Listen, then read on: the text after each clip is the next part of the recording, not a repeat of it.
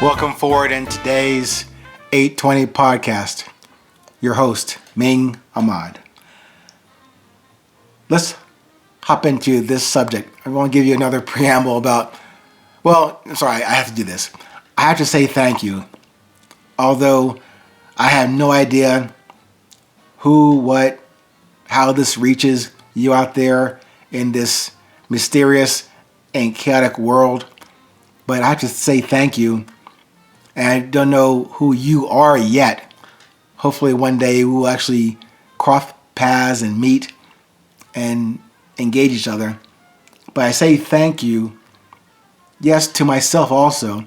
That I thank myself for relaying what I'm learning of my purpose, my message, I guess why I'm here. People can argue that, although everyone's going to have an opinion. I know that I'm getting an understanding and hopefully the wisdom to apply it that makes sense, yes, to me, maybe just me, but I hope in some way, some little inkling or some small connection to your heart from mine makes sense to you and helps you on your path make it a little easier. Today's topic is called Love and Trust. Love first, everyone. Use that metric to trust. Use that as a new baseline today, this moment going forward. Remember, loving everyone does not and should not imply a sexual congress or falling in love or wanting to walk hand in hand immediately or at all. But use that love, that constant that has brought us here today, and it brings us here today as well, as the very first starting point of every engagement you have with everyone you encounter. That could be,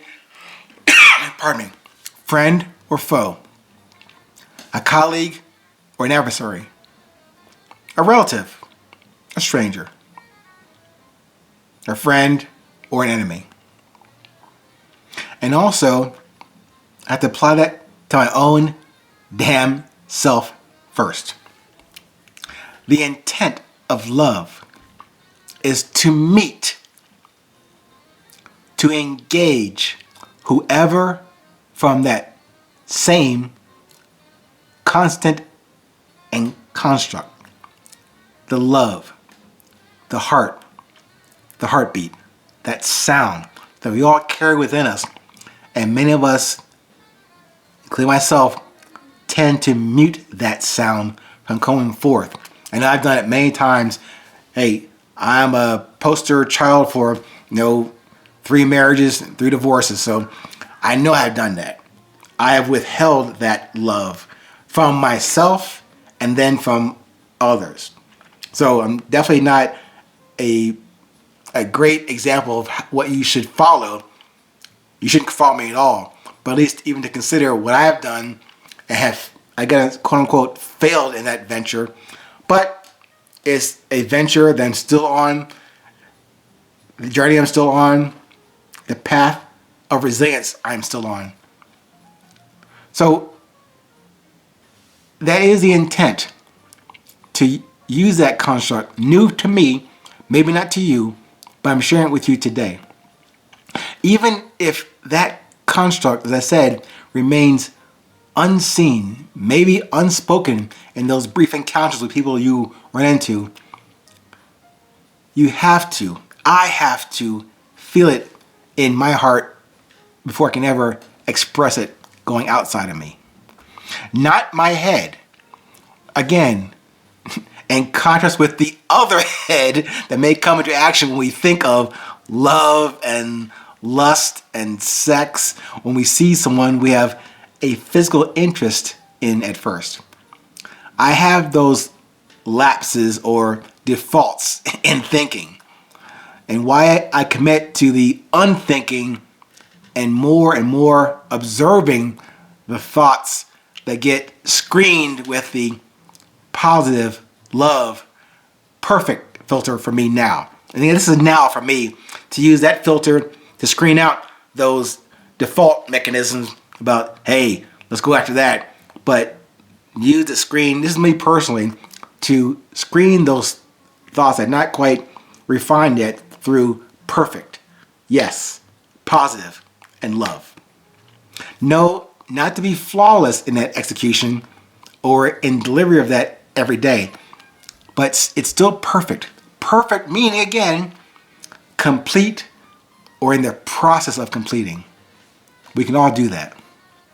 This is somewhat of a review on my journey, my voyage to love and then to trust.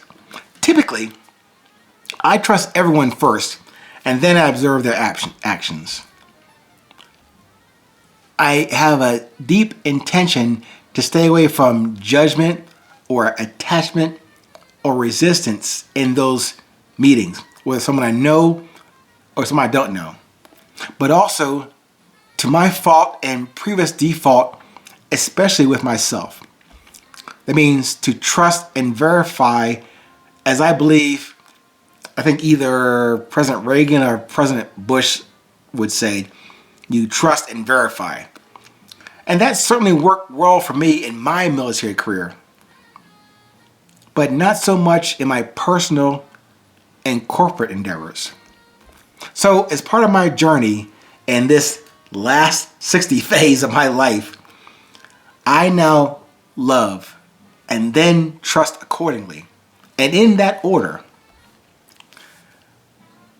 I cannot even briefly or even casually attest to the effectiveness of this practice.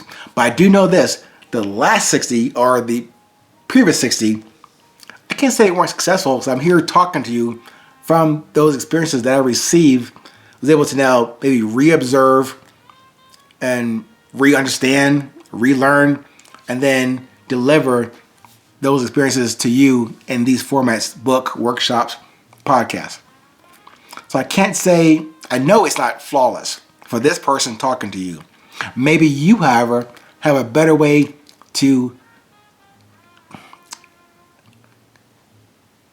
develop, define, refine, and then execute it, and then can cite, here are examples that would work under these conditions. Of course, everyone's different. Things change. Things grow. Things die. We all do that. But in this case, when I'm trying to address more positively with that screen of love, positive, perfect, trust, I want to get there. But again, no one gets there by themselves. And maybe even me sharing this with you, and maybe we can share back together at a different time. We can all learn from not ebbs and flows, pluses and minuses, ups and downs. Maybe that core about we're all moving positively towards love and trust, and in that order. Please stay present, stay current.